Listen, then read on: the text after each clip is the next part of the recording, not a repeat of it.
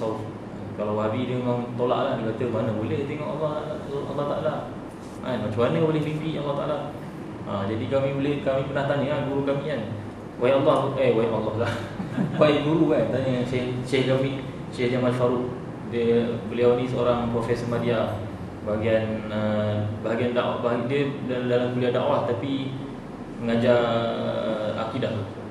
Jadi kami belajar dari kitab Al-Kharidatul Bahiyah. Kitab memang kitab tinggi lah, kitab pening lah. Memang kitab pening.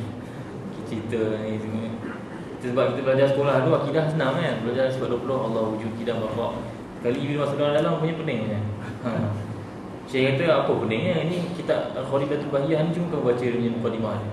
Kau baca lah. Rupanya pengarang dia karang kitab ni untuk orang awam. Maknanya orang awam pada zaman dulu, bagi mereka ni adalah bacaan orang awam. Tapi sekarang dia dah jadi silibus Azhar pula. Kalau dulu silibus Azhar zaman Syekh Yusuf Qaradawi, apa nama kitab lupa, Imam Al-Iji. Itu kitab tu memang tinggi kan. Lepas tu dah lama-lama turun lagi. Dah ramai yang malas, semua pelajar malas, dia turun lagi silibus Jawharatul Tauhid. Mungkin tuan-tuan pernah dengar kan, Jawharatul Tauhid. Sekarang ni di Malaysia masih lagi diajarkan di pondok-pondok Jawharatul Tauhid. Kemudian malas lagi, turun lagi. Jadi last jadi Al-Kharidatul Bahiyah. Padahal ini kitab ni dikarang untuk orang awam, untuk bacaan orang awam yang tidak ada basic agama. Tapi kami jadikan sibuk lah. Sebab apa? Sebab belah dunia dah ya, dah akhir zaman.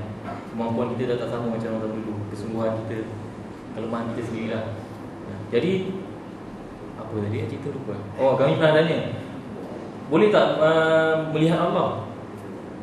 Menurut Ahli Sunnah wal Jamaah, boleh melihat Allah di akhirat. Boleh melihat Allah SWT di akhirat. Kalau di sisi Mu'tazilah tak boleh. Apa dalilnya? La tudrikuhul absar wa huwa yudrikul absar. Mu'tazilah menggunakan ayat ini sebagai dalil tidak boleh melihat Allah sekalipun di akhirat. La tudrikuhul absar wa huwa yudrikul absar. Maksudnya tidak ada pandangan yang boleh melihat Allah Subhanahu Wa Taala, bahkan Allah Subhanahu Wa Taala lah yang melihat segala pandangan. Maknanya tidak ada satu makhluk yang boleh melihat Allah, bahkan Allah Taala lah yang melihat segala makhluk. Ini dalil bagi Mu'tazilah. Adapun Ahli Sunnah wal Jamaah, kita punya dalil apa? Wujuhun yawma idzin nadhirah ila rabbiha nadhirah. Daripada Al-Quran, daripada surah Al-Qiyamah. Allah Taala beritahu dalam Al-Quran, wajah mereka bercahaya-cahaya. Wujuhun yawma idzin nadhirah. Wajah mereka pada hari kiamat bercahaya-cahaya. Ila rabbiha nadhirah. Dan mereka akan melihat Tuhan mereka. Jadi ini dalil bagi Ahli Sunnah mengatakan bahawa boleh melihat Allah Ta'ala pada hari kiamat. Jadi macam mana pula tu? Satu ayat kata macam ni, satu ayat kata macam ni. Jadi kalau kita belajar tafsir, kita boleh belajar usul fiqh, belajar tafsir, dia ada kaedah bila mana dua ayat, dua nas bertembung, maka kita kena jadikan mereka ni bersepakat. Dua ayat ni bersepakat dengan cara kita takwilkan salah satu.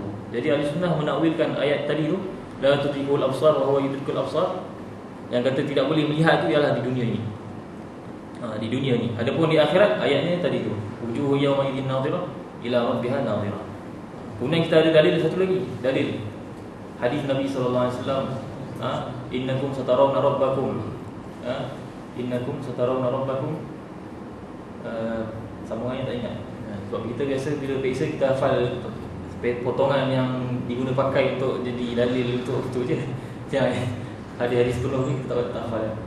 Jadi hadis ni kata sesungguhnya kamu akan melihat Tuhan kamu. Innakum satarawna rabbakum. Jadi ini dalil bagi Ahli Sunnah mengatakan bahawa kita boleh melihat Allah SWT pada hari kiamat. Dan ada satu lagi ayat Quran saya terlupa. Lilladzina ayatnya tak ingat. Tapi ada satu ayat tu bahawa orang-orang beriman ni akan mendapat husna wa ziyadah. Kita punya hafiz Quran mungkin ingat ayat-ayat ni. Husna wa ziyadah. Husna maksud apa dia? Iaitu syurga. Ziyadah, kata mufassiri, ziyadah itu ialah melihat Allah Subhanahu Wa Taala. Jadi dikatakan bahawa tidak ada satu kenikmatan yang lebih tinggi daripada nikmat melihat Allah Subhanahu Wa Taala. Boleh jadi seseorang itu dia layak masuk syurga. Masya-Allah, dia bagus amalan dia semua, dia masuk syurga. Tapi dia terharam daripada melihat Allah Subhanahu Wa Taala. Sebab apa? Sebab yang nak dapat ru'yatullah ini, nikmat melihat Allah Subhanahu Wa Taala ini hanya orang yang terpilih saja. Sebab tu kita kena doa kepada Allah. Kita pun kadang kita pun terlupa kan. Mungkin kita jarang dengar pasal nikmat melihat Allah. Kita pun terlupa nak minta kepada Allah supaya kita diberi nikmat melihat Allah Subhanahu Wa Taala. Orang yang masuk syurga tapi dia tak dapat melihat Allah Subhanahu Wa Taala, dia akan menyesal. Dia akan menyesal. Walaupun dah masuk syurga, tetap menyesal.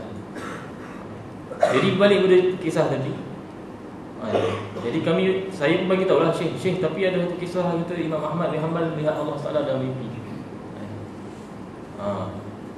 Jadi Syekh kata yang dimaksudkan tidak boleh melihat Allah di dunia ini adalah dalam alam nyata, alam maya. Adapun mimpi boleh Allah Taala berkuasa untuk memperlihatkan seorang hamba-Nya akan zat Allah Subhanahu Wa Taala. Sebab dalam mimpi ini dia tidak berkaitan dengan apa jirim, jisim, dia tak ada ke mana.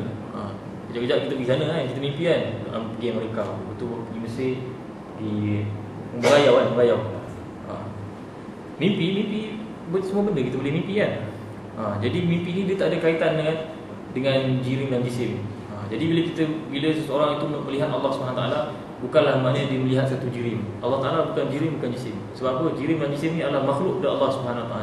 Jadi kita kena ajar betul ni kita punya ahli keluarga kita. Kadang-kadang kita terpengaruh dengan Wahabi. Mereka kata Allah Taala di langit. Sudah. Macam mana di langit?